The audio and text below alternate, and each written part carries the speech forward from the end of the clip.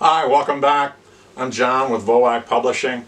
We're going to talk a little bit about the visual learner today. We introduced the Growing Up Learning book, if you recall, last time. But we're going to talk about the visual learner, spend a little bit of time on that, talk about some of the characteristics. I want to tell you, first of all, before I start, I am a kinesthetic learner. When you score my score on the checklist, there's about a 45, 55 point difference between my highest score and my next score, so I'm a strong kinesthetic. Me standing here in one place is one of the most difficult things that I have to do. So bear with me, I'll try and stay with you. But characteristics of the visual learner. Visual learner is your quiet child. Typically your quiet child. Not always, but typically your quiet child. They'll sit in a corner, they'll read a book. They do that all day. If you just left them alone, they're very happy reading a book. Their language skills, when they were developing their speech, when they learned how to talk, might have developed a little bit later than other kids. They don't talk a lot. They look. They want to see what's going on. They want to get that comfort zone. They won't join in an activity until they're totally comfortable and know what's going on. They like order. They like things in their place. I call strong visual learners slot and groovers. Everything has a place and every place has a thing. And pity the poor fool that tries to move it, because they need that organization. This child in your classroom is your navigator. When you go on a family trip, they're your navigator. Give them the map. They'll tell you exactly where you're at. Exit 47, here we are. 47, right here on the, and they'll point that out on the map. And they'll follow that all the way along. One thing that you might want to think about doing is giving it an abbreviated, an abridged version of your lesson plans to your visual learner or learners. And a lot of times you can depend on them to help you with your transition times from content area to content area, because they want everybody in line. They want everybody in sync. They don't like chaos. They like eye contact. If you are going to reward that visual learner, a big smile from across the room is as good as a body hug. The visual learner, for show and tell, they will show you something. They'll hold it up. They might not tell you anything about it, but they'll hold it up. They'll let you look at it. They're going to show you something.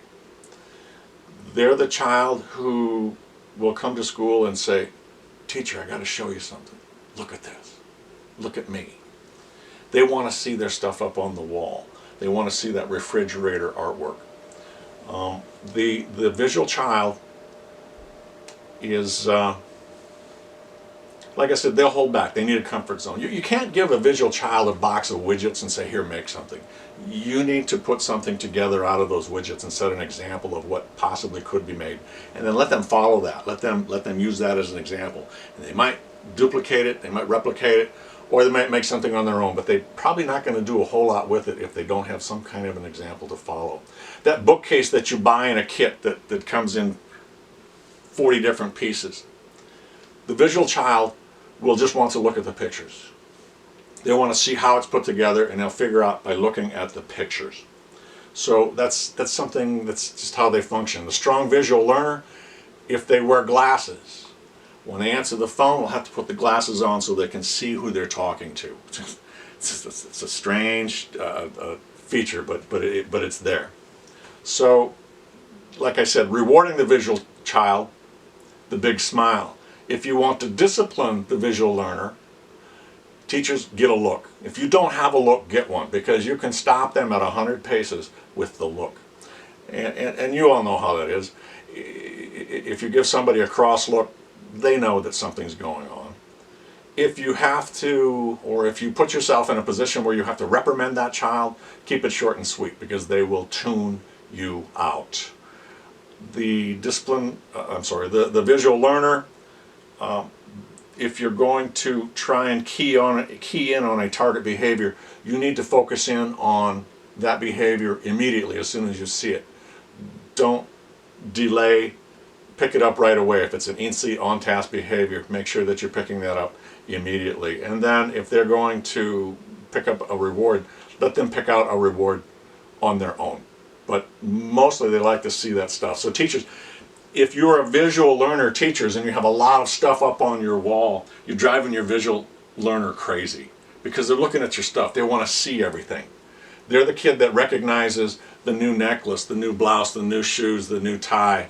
They'll recognize the new book that you tried to hide on the bookshelf, tried to sneak it in there. They will recognize that. They will see those kinds of things. So they're very in tune to what's going on in the classroom by watching. So in a nutshell, that's the visual learner. You can find out more in the Growing Up Learning book on the visual learner section.